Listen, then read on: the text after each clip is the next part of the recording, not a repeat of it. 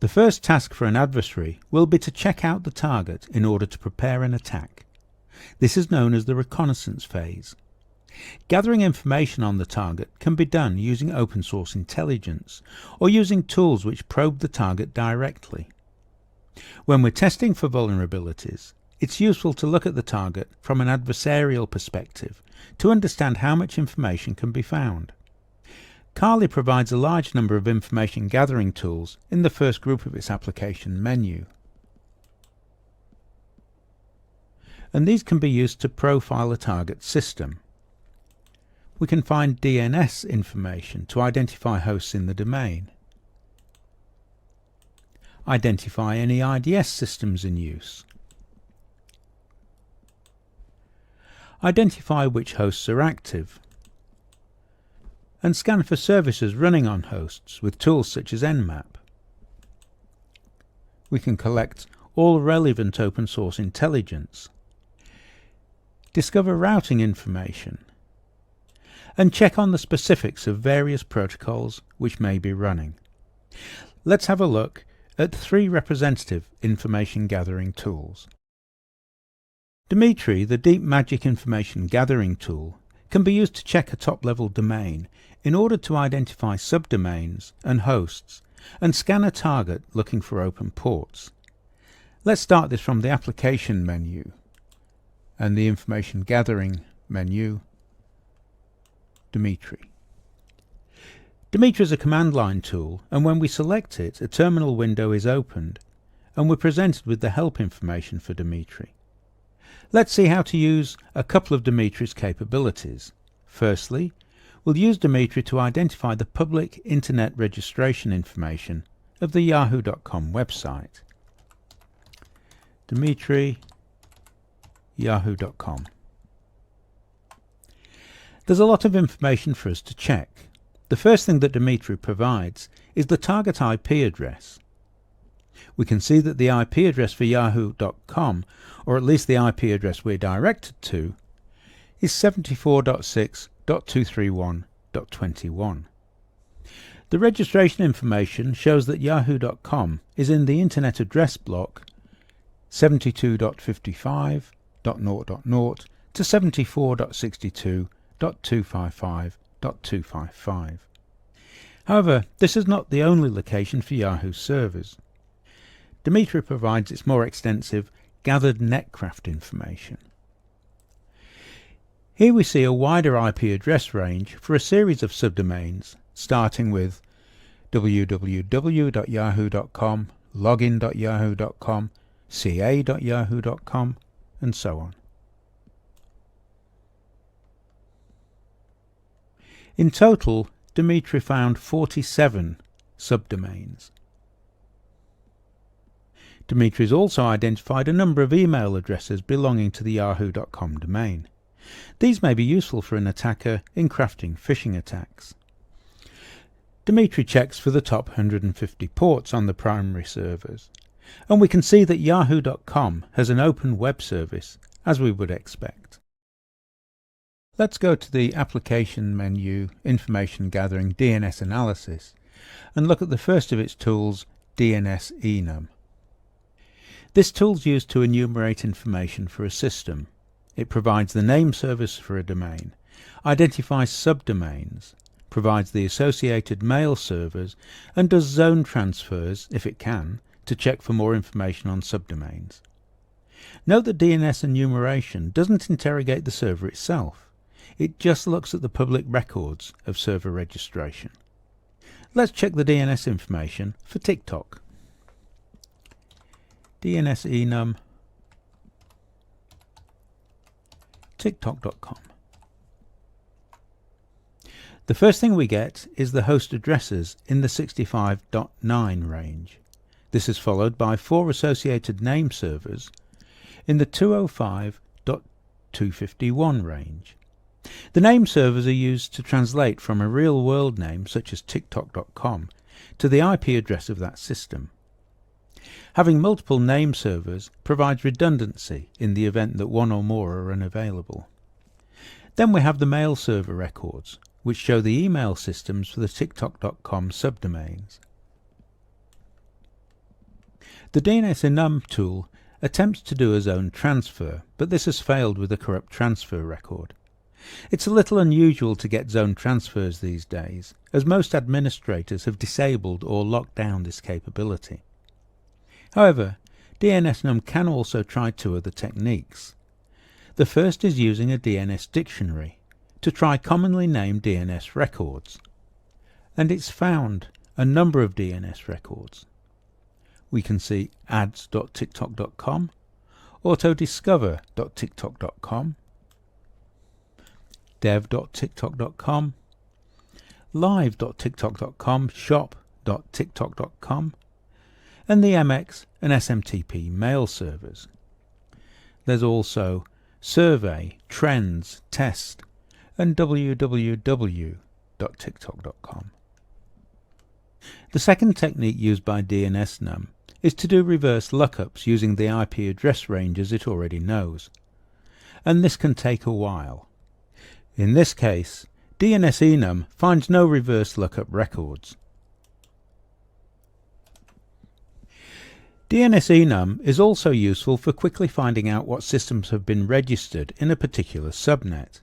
For example, we can ask what systems are in the 66.12.32 subnet by entering dnsenum 66.120.32.0/24. Here we see there are two name servers associated with the domain, ns1 and ns2.pbi.net. There are no mail servers and we don't get a zone transfer, but we do get a couple of reverse lookup entries. The most important Kali tool for doing active target reconnaissance is Nmap, and this is in the top level information gathering menu. Nmap provides a wide range of options to explore networks. Its primary function is to scan a network and probe the hosts that it detects. It can scan using either of the two main internet protocols, TCP and UDP, and it provides a lot of control over how the scanning and probing works. It can access services using a supplied username and password, or it can try to brute force its way in by guessing them. We can see from the help information that there's quite a lot we can do with Nmap. It takes time to fully understand the power of Nmaps, but the basics are a good place to start. As we look down the help, we can see that it's quite flexible at specifying the target or target list. It has lots of ways to discover hosts. It has a number of different scan techniques, and it allows various ways of scanning ports and services. It has scripts we can use, and there's much more. Some Linux networking functions will only work in privileged mode, and with the latest version of Kali we need to use the sudo qualifier in front of Nmap for such functions to work. Let's use Nmap to discover what hosts are on our network. We know the test network is a /24 subnet, so we can check this by entering nmap -sn 10.0.2.0/24, and we get a list of hosts that are active on the network. Nmap has many functions which are selected by using options on the command line. Here we're using the SN option, which contacts each host in turn with what's known as a ping to see whether it responds. Nmap reports the IP addresses of the hosts that do respond, and also provides the MAC addresses of the hosts. Here we see 5 results, 3 VirtualBox addresses, including the Kali and Metasploitable services. Let's now look at one of the targets we've identified, the Metasploitable server on IP address 10.0.2.32. We'll drill down deeper into this system using the -ps option to see what TCP services are running. Nmap -ps 10.0.2.32. Nmap quickly checks the most common ports to see if they're open on the host. It does this by starting to open a connection to the service and then closing it down before the connection is complete. This is called a TCP SYN ping, and it works by sending an empty TCP packet with the SYN flag set and waiting for the host to respond with a standard SYN ACK response. While a normal connection would be completed by sending back an ACK, Nmap instead cancels the connection before it completes. We can see in the response that Metasploitable has quite a number of open ports.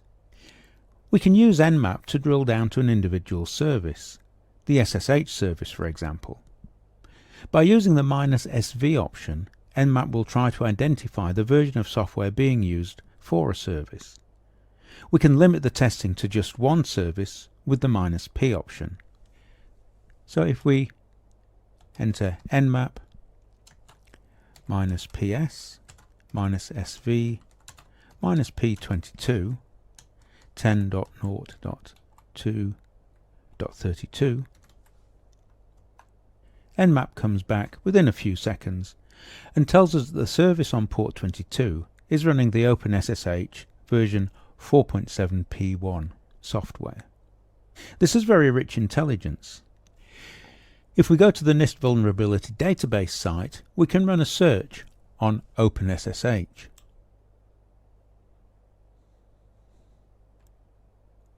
We can see there are 129 known vulnerabilities.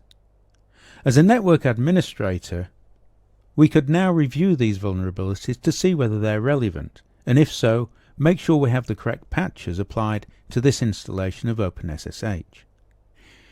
We can also use Nmap to check for UDP services. We do this using the -su flags. And let's use the -f flag as well to restrict the number of ports checked. Nmap -su -f 10.0.2.32. In this case, we've requested one of the scan functions which requires root privileges. So we have to use sudo and then nmap -su -f 10.0.2.32.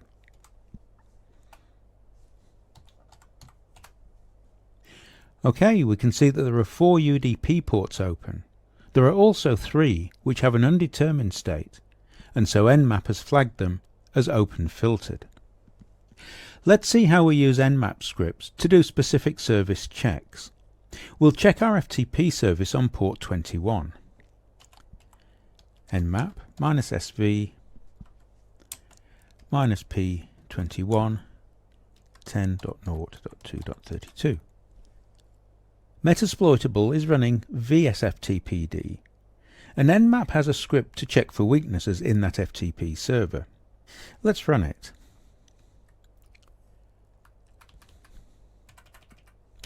Nmap -p21 -script ftp-vsftpd-backdoor 10.0.2.32. And we can see that Metasploitable is vulnerable to the vsftpd version 2.3.4 backdoor exploit. We can find a list of all our Nmap scripts in /user/share/nmap/scripts. As we can see, there are a lot of protocol-specific scripts that we can use with Nmap. As a pen tester, the majority of targets that we'll be testing will be web servers. It's often useful to be able to get a quick check of a website during reconnaissance, and Kali provides a tool called WhatWeb for just that purpose. WhatWeb is written by one of Australia's leading pen testers, Andrew Horton. It has over 1,500 plugins, but we can also use it in its simple form to do quick reconnaissance. We can find this in the Web Applications menu, Web Applications Analysis, under Web Vulnerability Scanners. WhatWeb. Let's check out Metasploitable's web server. WhatWeb 10.0.2.0 32. This quickly provides us with the basic information we need on the web server. It's running on Apache 2.2.8 and it's using PHP and running WebDAV extensions. Let's look at another server, this time on the internet. This is a publicly available testing server. Whatweb http 0.webappsecurity.com. This detects that the website is an Apache Coyote 1.1 server running jQuery 1.8.2, and the web server title is 0 Personal Banking, Loans, Credit Cards.